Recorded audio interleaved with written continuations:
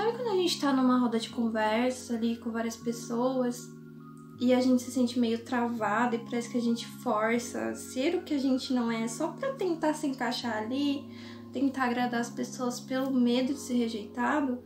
Ou quando a gente tá acostumado até a ter uma máscara pro mundo como se não fosse a gente mesmo, só pra tentar se encaixar? E é exatamente sobre isso que eu vou falar nesse vídeo.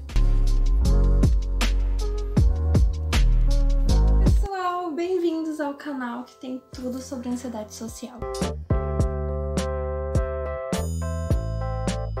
Eu sei que isso é realmente uma luta interna, né? Às vezes isso tá tão arraigado na gente que é difícil da gente parar. E às vezes a gente nem sabe que isso acontece. Eu digo porque eu vivenciei muito isso na minha vida. E graças aos conceitos da psicologia, graças à terapia, eu abri muitos meus olhos de que isso estava acontecendo, o quanto isso estava me fazendo mal, eu estava me adoecendo, eu estava me perdendo, sabe? E a gente se permitir, sabe? A gente se permitir realmente ser a gente mesmo é tão libertador, sabe? E é tão incrível a gente se conhecer e ver quem realmente a gente é.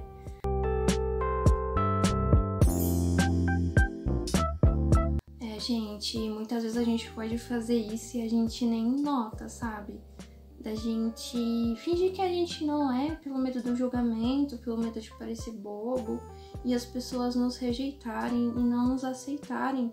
E às vezes a gente pode até esquecer quem a gente realmente é, sabe? A gente pode esquecer do que realmente acreditamos, do que gostamos, do nosso próprio jeito de ser, de tanto a gente fingir que a gente não é só para agradar os outros. E isso pode ser um sintoma, né? Um resultado de uma dificuldade de autoaceitação, juntamente com padrões perfeccionistas de como você deveria ser, como você deveria se portar, como que você deveria agir para ser aceito.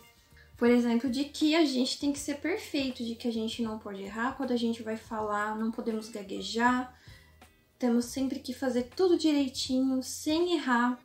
Enfim, as causas disso podem ser inúmeras, porque isso é multifatorial, é uma construção multifatorial. Tem a ver com a nossa convivência com nossos pais, com pessoas de outras experiências de vida, por exemplo, escola, a sociedade, assim, no geral. Então, e a gente acaba acreditando nisso, nesses pensamentos de como que a gente deveria ser, como se fossem verdades absolutas e inquestionáveis, como se fossem realmente o certo. Então, essa falta de autoaceitação, somado com esses padrões perfeccionistas, podem trazer uma forma muito rígida de ver as coisas. A gente pode acabar desenvolvendo o que a gente chama de pensamento tudo ou nada, que é um tipo de erro de pensamento, né? Que é quando tá distorcendo a realidade de alguma forma. Que é sempre 8 ou 80, é tudo ou é nada. Por exemplo, se eu fiz uma palestra lá bonitinho, fiz tudo direitinho, mas teve um momento que eu gaguejei. Aí eu me concentro só naquele momento e falo, eu fui um fracasso. A minha palestra foi um fracasso, porque eu gaguejei em um momento. Então, não tem um meio termo, né, de pensar, foi razoavelmente bom, né, porque, enfim, eu gaguejei numa parte, mas o resto foi bom. Não, é esse pensamento rígido, que se teve um defeito, então foi um fracasso todo. E isso serve para outros momentos da vida também. Por exemplo, você tá lá numa roda de conversa, você soltou uma piada ali que ninguém riu. Ou você errou um detalhe da piada. Aí você já acha que você é uma pessoa horrível, que você... todo mundo deve ter achado você muito bobo. Por quê? Porque você se concentrou só naquele pequeno erro, entre aspas, que você teve e desconsiderou todo o resto que você poderia ter sido bom. Mas aí é aquele pensamento, 8 ou 80. Se teve um pontinho ruim ali que eu considerei ruim, então tudo foi um fracasso. Então, acredito que todo mundo vai me rejeitar. Então, isso paralisa. Percebe que isso paralisa? Porque a gente fica com essa cobrança super irrealista, que é impossível da gente sustentar, de que a gente tem que ser perfeito. feito. Se a gente tiver um errinho mínimo, então quer dizer que eu sou um fracasso. Então aí isso me desanima de ser eu mesma nas situações. Porque é impossível a gente acabar não cometendo um erro ou outro. Você fica super hiper vigilante. Isso acaba te travando, isso acaba fazendo com que você tente criar uma máscara de você super perfeita que não erra, não tem o mínimo erro, não gagueja, e é impossível de ser sustentado isso, né? Então por isso que te trava, porque você fica com medo, né? Você fica com medo de se expor a situações que causam ansiedade, as situações que você acha que você vai ser rejeitado, porque você sabe que não vai ter como sustentar isso. Outro tipo de erro de pensamento que é o pensamento do tipo deveria. Eu devo falar sempre de forma perfeita. Eu devo sempre alguma coisa. Eu devo sempre parecer super interessante para as pessoas gostarem de mim. Eu tenho sempre que falar coisas super inteligentes para as pessoas gostarem de mim. Entendeu? Regras muito rígidas de como que a gente deveria ser, mas que isso é muito subjetivo, né? Tem uma mosca aqui. Isso é muito subjetivo, né? Não tem uma regra, né? Às vezes o que eu acho interessante numa pessoa, às vezes é diferente para outra, né? Então não tem uma regra.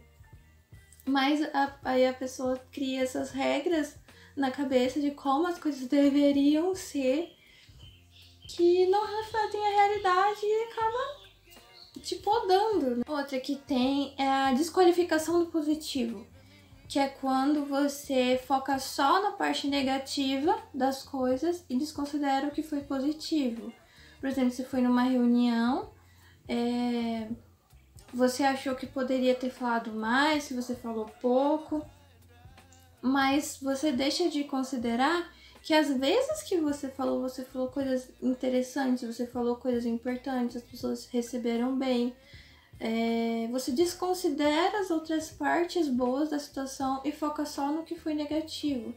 Então aquilo deixa a gente desanimado, né? Deixa a gente sem esperança, porque você achou que você não se comportou de uma forma apropriada, que as outras pessoas devem ter pensado mal de você. Enquanto você tá lá todo remoendo essas coisas que aconteceram, que você caçou assim pelo ovo,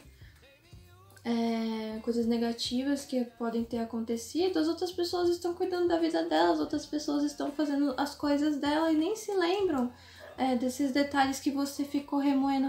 Isso traz muito sofrimento, né? Tem que aprender a não levar tão a sério os nossos pensamentos, sabe? Tem pensamentos que refletem a realidade? Sim. Mas principalmente quando nós estamos muito ativados emocionalmente, né? Quando estamos, sei lá, muito tristes, muito ansiosos, com muita raiva, pode ter certeza que vai ter alguma distorção aí. Pode ter certeza que pode ter algum pensamento que tá exagerando, que tá exagerado e que vai te atrapalhar. Então, sempre reflita. Será que os meus pensamentos não estão exagerando? Será que eles estão refletindo realmente a verdade absoluta? Será que eu não estou me concentrando só num aspecto da situação e desconsiderando outros aspectos? Isso já ajuda a gente a flexibilizar um pouquinho esses pensamentos rígidos de perfeccionistas, sabe? Você já começa a flexibilizar um pouquinho e já começa a ajudar.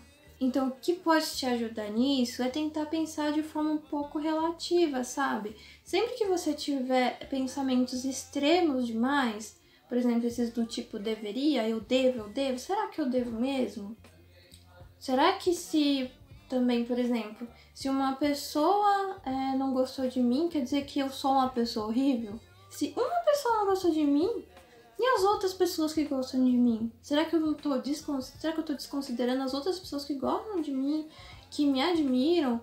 E o que essas pessoas que me admiram falam sobre mim? O que essas pessoas que me admiram falam sobre mim? Será que eu não tô desconsiderando isso? Então, isso ajuda, né? A gente tentar pensar de forma relativa. Sempre quando o nosso pensamento está extremo demais, está muito ali no extremo, pode ter certeza que está inflexível, que tem algum erro de pensamento. Outra coisa a se considerar é que provavelmente você é seu maior crítico, que não tem ninguém que te critica tanto quanto você.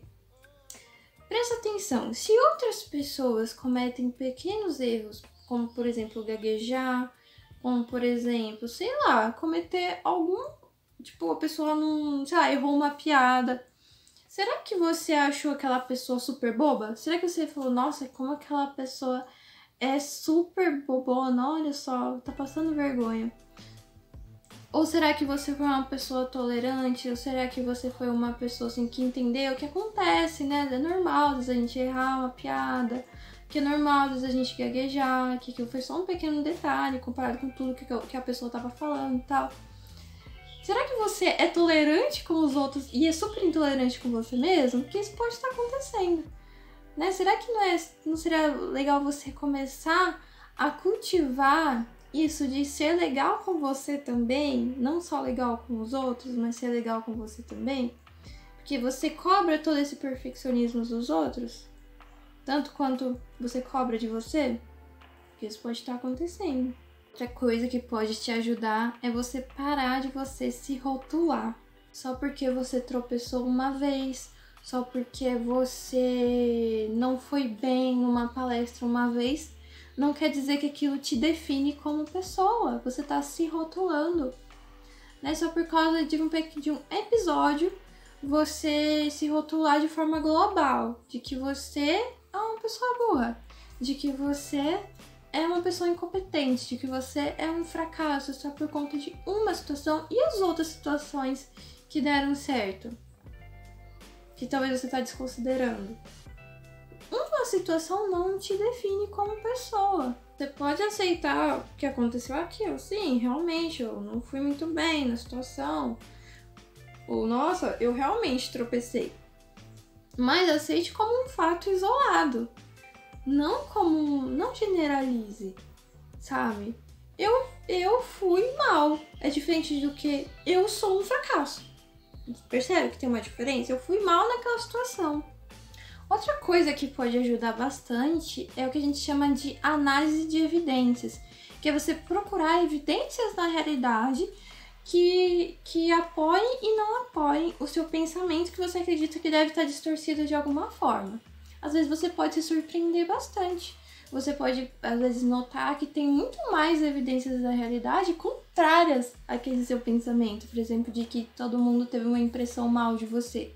Aí você busca na realidade, né, relembrando tudo como foi o acontecimento, e você percebe que as pessoas te ouviram, que as pessoas, às vezes, sorriram pra você, que as pessoas te deram atenção quando você falou, mas você desconsiderou tudo isso, por exemplo, só vendo...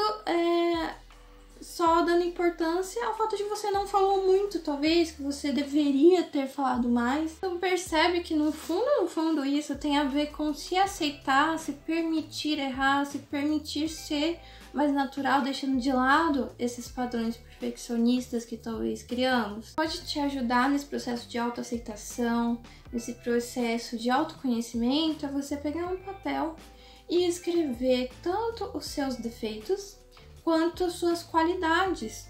Colocar tudo que você lembrar, né? Coloca tanto os defeitos quanto as qualidades, e dessa forma você vai ter uma visão mais abrangente de você mesmo, uma visão mais realista de você mesmo, né? Coloca ali qualidades que você gosta muito, coisas que você gostaria de melhorar em você, e dessa forma você não vai estar com aquele olhar, com aquele viés de ver só o negativo de você, sabe? Você vai ter uma visão mais ampla e realista de você.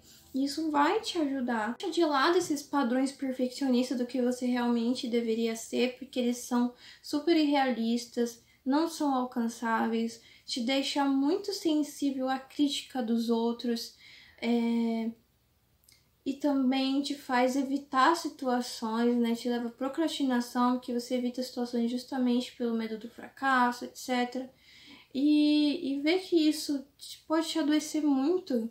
Então seja mais tolerante com você, se permita errar, porque é isso que nos faz humanos, é isso que nos conecta com as pessoas, né? Quando a gente vê alguém errando, quando a gente vê alguém mostrando alguma vulnerabilidade, a gente não sente empatia com aquela pessoa, porque a gente também, acontece com a gente também, sabe? Então isso faz que a gente se conecta melhor com as pessoas, consegue se aproximar mais delas, né? Então não é ruim, nada de errado a gente não ser perfeito, E isso faz a nossa vida ser muito mais leve, sabe? A gente não fica com aquela cobrança nas nossas costas. E o nosso desempenho nas coisas pode ficar ainda melhor do que quando a gente estava buscando aquela perfeição. Porque quando você tá com esse peso de querer ser perfeito, isso te deixa ansioso. Isso acaba fazendo com que você erre mais do que você gostaria por conta da ansiedade que é dessa exigência de querer ser perfeito. Então isso te traz mais autenticidade, isso te deixa mais leve, isso faz com que as coisas fluam melhor, né, nos nossos relacionamentos, nas atividades que a gente queira fazer. Então para de te cobrar tanto, sabe? E se importa menos também com o que os outros pensam, porque a gente nunca vai agradar todo mundo.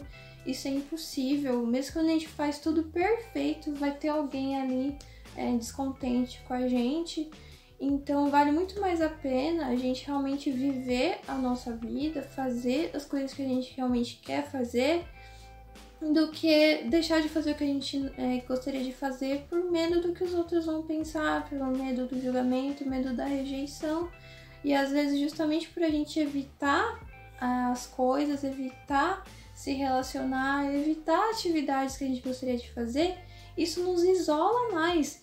Isso acaba nos levando para o que a gente mais teme, que é justamente ser esquecido, não se conectar com as pessoas, porque você já está se comportando para que isso aconteça, né? Você está evitando situações, se isolando. E quando você tem vergonha de falar o que você pensa, suas opiniões, talvez ideias criativas que seriam úteis ali em algum projeto, alguma coisa, isso te impede de saber o feedback, né? De ter feedback das pessoas. Talvez você poderia se surpreender muito com feedbacks muito positivos, mas você não falou porque você estava com medo. E você nunca vai saber, se você não falar, você nunca vai saber o que o outro realmente pensou. Vão passar de hipóteses da sua mente que você fez, né, querendo prever o futuro de que as pessoas não iam gostar. Então, para de partir da ideia de que você vai sempre ser criticado e reprovado e experimente aos pouquinhos ser quem você é e veja o que vai acontecer, né? Você só vai saber na prática e isso pode ser muito poderoso na sua vida.